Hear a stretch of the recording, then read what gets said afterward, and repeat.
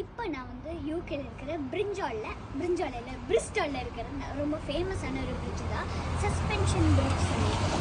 அது வந்து ரொம்ப குளிராக இருக்குது. ஆனால் நான் உங்களுக்கு ஒரு பாட்டு நான் ட்ரை பண்ணி பார்க்குறேன்.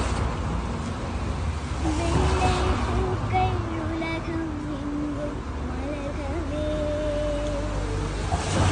விடியும் பூமி அமைதிக்காக விடுகவே, மண்மேல் மஞ்சள் வெளிச்சம் விழுகவே.